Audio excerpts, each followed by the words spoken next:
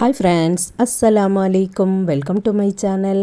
இன்றைக்கி நம்ம சேனலில் டேஸ்டியான அதே சமயம் சிம்பிளான ஒரு கேக் ரெசிபி தான் பண்ண போகிறோம். வாங்க எப்படி பண்ணலான்னு பார்க்கலாம். இந்த கேக் நம்ம ஆப்பிள் வச்சு பண்ண போகிறோம். ஃபஸ்ட்டு ட்ரை இன்க்ரீடியன்ட்ஸ்லாம் எடுத்துடலாம். 1.5 கப்பு மைதா மாவு எடுத்திருக்கேன். 1.5 கப்பு மைதா மாவு எடுத்ததுனால 1.5 டீஸ்பூன் பேக்கிங் பவுடர் எடுத்திருக்கேன். ஒரு 1/4 டீஸ்பூன் பேக்கிங் சோடா எடுத்திருக்கேன். கொஞ்சமாக உப்பும் சேர்த்துட்டு இதை நல்லா அரிச்சிக்கலாம். எப்போவுமே கேக்குக்கு 3 டைம்ஸ் கிட்ட நல்லா அரிச்சு எடுத்துக்கிடணும். இப்போ பார்த்திங்கன்னா ட்ரை இன்க்ரீடியன்ட்ஸ் ரெடி ஆகிட்டு இதை ஒரு ஓரமாக வச்சிடலாம். ஒரு ஆப்பிள் எடுத்துகிட்டு அதை நல்லா வாஷ் பண்ணிவிட்டு தோலெல்லாம் சீவிட்டு பொடி பொடியாக கட் பண்ணி எடுத்து வச்சிடலாம். ஒரு மிக்சிங் பவுல் எடுத்திருக்கேன். அதில் ஒரு ஆப்பிளை நம்ம பொடி பொடியாக கட் பண்ணி வச்சுருந்ததை சேர்த்துருக்கேன்.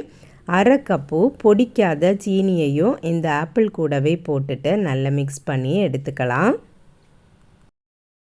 1.5 கப்பு மைதா மாவு எடுத்ததுனால நம்ம 1/2 கப்பு சீனி எடுத்திருக்கோம். 2 முட்டை எடுத்திருக்கேன். ஒரு ஸ்பூனை வச்சுட்டு நல்லா மிக்ஸ் பண்ணிவிட்டு இந்த ஆப்பிள் கூடவே சேர்த்துடலாம்.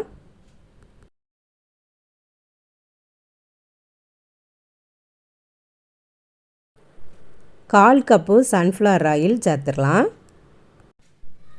1/4 கப்பு தயிரும் சேர்த்துருக்கேன்.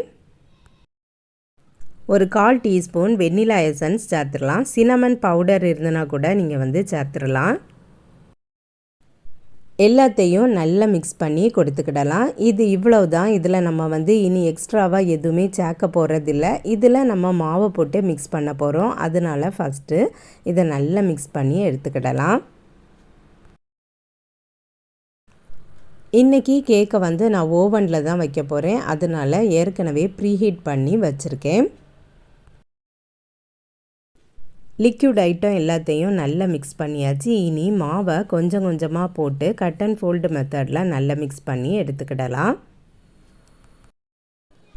நம்ம சேனலில் நிறைய கேக் ரெசிபீஸ் போட்டிருக்கோம். ப்ளேலிஸ்ட்டில் இருக்குது, செக் பண்ணி பாருங்கள்.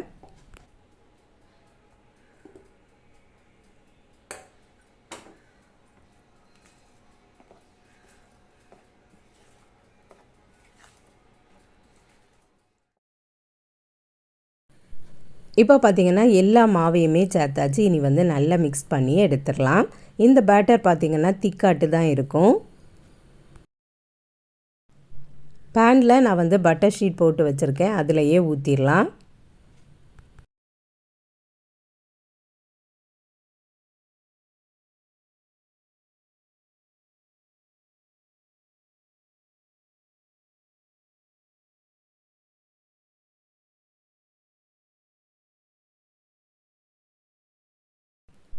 ஸ்பேட்சுலா வச்சே நல்லா ஸ்ப்ரெட் பண்ணி விட்டுக்கலாம்.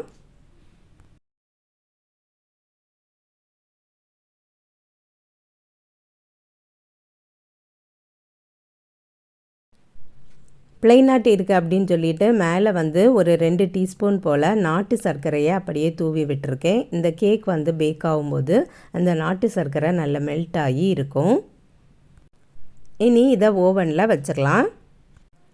180 டிகிரி செல்சியஸில் 20 நிமிஷம் வச்சு எடுத்தாச்சு. கேக் சூப்பராக பேக் ஆயாச்சு. நல்லா ஆறுனதுக்கு அப்புறமா நம்ம கட் பண்ணி எடுத்துக்கலாம்.